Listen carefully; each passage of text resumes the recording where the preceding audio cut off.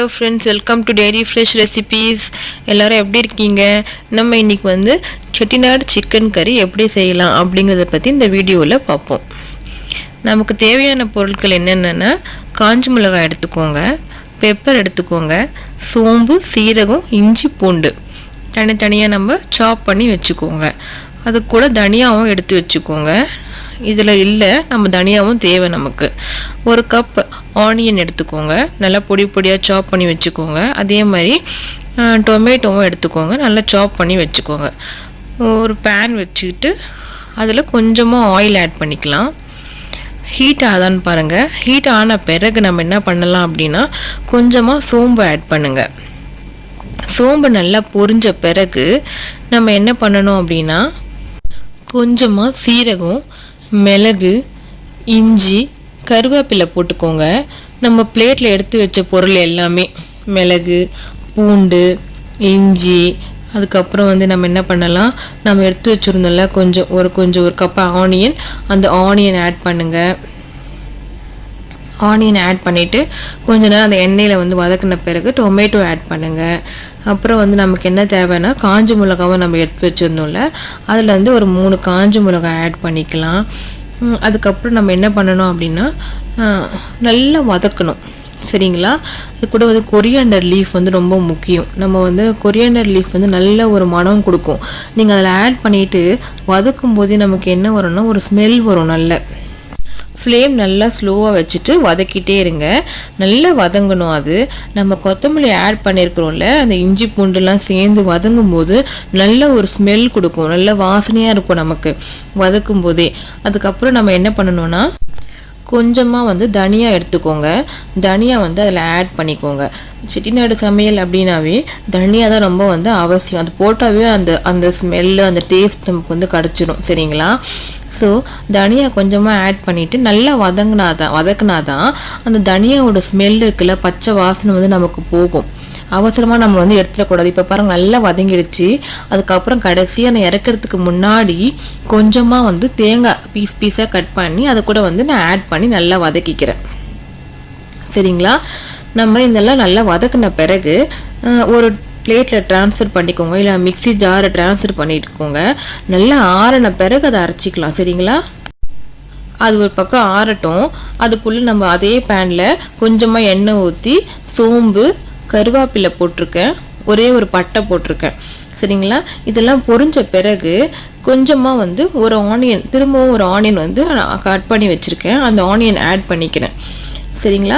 Onion add பண்ணிவிட்டு நல்லா வதக்கணும். வதங்கின பிறகு நம்ம என்ன பண்ணலாம் அப்படின்னா ஒரே ஒரு டொமேட்டோவை வந்து சாப் பண்ணி வச்சுக்கோங்க. அந்த ஆனியன் கூட அது கொஞ்சம் ப்ரௌனாக ஆன பிறகு நம்ம டொமேட்டோ ஆட் பண்ணிக்கலாம். சரிங்களா? நல்லா ஸ்லோ ஃப்ளேமில் வச்சு நல்லா வதக்கிட்டே இருங்க. இந்த டொமேட்டோ ஆனியன் நல்லா வதங்கணும். நல்லா வதங்கின பிறகு அந்த டொமேட்டோலேருந்து ஒரு ஜூஸ் இறங்கி டொமேட்டோ சாஃப்டாக ஆகும். ஆனியனும் வந்து லைட் ப்ரௌன் கலரில் நமக்கு வந்து மாறும். வேணும்னா சீக்கிரமாக நமக்கு வதங்கணும் அப்படின்னா கொஞ்சமாக சால்ட் ஆட் பண்ண பாருங்கள். இப்போ நான் அந்த மாதிரி சால்ட் ஆட் பண்ணிக்கோங்க. அப்போ நம்ம கொஞ்சம் ஃபாஸ்ட்டாக வந்து வதங்கிடும். சரிங்களா? நல்லா ஸ்லோ ஃப்ளேமில் வச்சு வதங்கிட்டே இருங்க. இப்போ எனக்கு கொஞ்சம் நேரம் ஆயிடுச்சு. நான் ஓப்பன் பண்ணி பார்க்குறேன் லிட்டை. நல்லா வெந்துடுச்சு. எனக்கு டொமேட்டோ ஆனியன்லாம் வந்து நல்லா வதங்கிடுச்சு. ஸோ வதங்கின பிறகு நான் கொஞ்சமாக என்ன பண்ணுறேன், நான் வாங்கி வச்சுருக்கேன் சிக்கன் வந்து பீஸாக கட் பண்ணிவிட்டு வாஷ் பண்ணி வச்சுருக்கேன். அந்த சிக்கனை வந்து நான் இது கூட வந்து ஆட் பண்ணுறேன். சரிங்களா? ஆட் பண்ண பிறகு கொஞ்சமாக என்ன பண்ணலாம், நம்ம மஞ்சத்தூள் ஆட் பண்ணிக்கலாம். ஒரு 2 டீஸ்பூன் வந்து மஞ்சத்தூள் போட்டு ஆட் பண்ணிக்கோங்க. அது வந்து ஆன்டிபயோட்டிக். எப்போவுமே நம்ம நான்வெஜ் செய்கிறோம் அப்படின்னா நம்ம வந்து டர்மரிக் பவுடர் வந்து ஆட் பண்ணுறது ரொம்ப ரொம்ப அவசியம். மஞ்சத்தூள் இல்லாமல் நம்ம ஒரு நான்வெஜ் நம்ம செய்யவே கூடாது. சரிங்களா?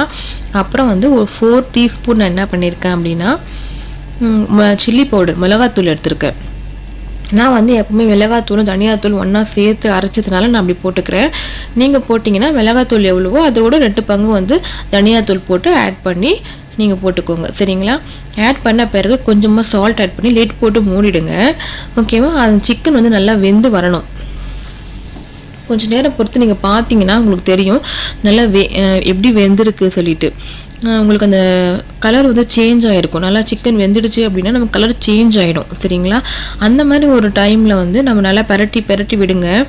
சில்லி, இந்த சால்ட்டு, டர்மரிக் பவுடர்லாம் வந்து சிக்கன் உள்ளே போயிட்டு நல்லா ஊறணும். ஸோ நல்லா கலரி விட்ட பிறகு லிட்டு போட்டு மூடிட்டோம் அப்படின்னா கொஞ்சம் நேரம் வேகும். ஓகேங்களா. வெந்த பிறகு நம்ம என்ன பண்ணலாம் அப்படின்னா கொஞ்சமாக வந்து அது தண்ணி விடும், தண்ணி விட்டு வேகும். அப்படி இல்லை உங்களுக்கு தண்ணி பத்தலை அப்படின்னா கொஞ்சமாக தண்ணி வந்து நம்ம ஆட் பண்ணிக்கலாம். ஓகேங்களா. நம்ம இது பாருங்கள், நான் தண்ணி ஊற்றவே இல்லை. அப்படி இருந்தும் வந்து சிக்கனில் தண்ணி வந்திருக்கு. அது வந்து கொஞ்சமாக வேகும்போது அதில் இருக்க தண்ணிலாம் வந்து நல்லா தண்ணியிலே வெந்துடும் சரிங்களா.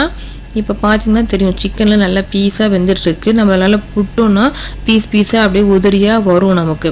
அந்த மாதிரி ஒரு ஸ்டேஜில் நல்லா வெந்துடுச்சு சிக்கன் அப்படின்னு தெரிஞ்ச உடனே நம்ம என்ன பண்ணணும், அரைச்சி வச்சுருக்கோம்ல பேஸ்ட்டு, அதை வந்து நம்ம என்ன பண்ணலாம் அதில் ஊற்றணும்.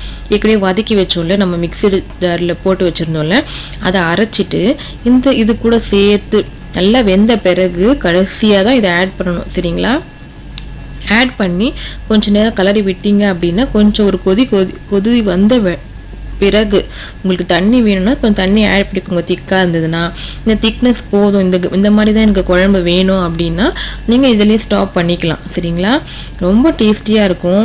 இப்போ உப்பு பார்த்துக்கோங்க, உப்பு வேணும்னா நீங்கள் ஆட் பண்ணிக்கலாம். இப்போ இன்னும் கொஞ்சம் வேணும்னா நல்லா டேஸ்டியாக இருக்கும். இந்த மாதிரி செஞ்சு பாருங்கள். இது வந்து சப்பாத்திக்கு நம்ம ரைஸுக்கும் போட்டு சாப்பிடலாம். இல்லை நைட்டில் செய்கிறீங்க அப்படின்னா சப்பாத்திக்கெல்லாம் போட்டு வச்சு சாப்பிட்லாம் சைட் டிஷ்ஷாக. ரொம்ப அருமையாக இருக்கும். நீங்கள் செஞ்சு பாருங்கள், கண்டிப்பாக உங்களுக்கு பிடிக்கும். உங்கள் வீட்டில் எல்லாருமே விரும்புவாங்க. Thank you my dear friends, thanks for வாட்சிங். ப்ளீஸ் ட்ரை பண்ணி பாருங்கள். உங்களுக்கு எல்லாருக்கும் உங்களுக்கு ரொம்ப பிடிக்கும் இந்த மாதிரி ஒரு டேஸ்ட். ஓகேவா. சிக்கன் கிரேவி சப்பாத்திக்கு ரொம்ப அருமையாக இருக்கும். தேங்க்ஸ் ஃபார் வாட்சிங் my dear friends. Please subscribe my channel. Thank you.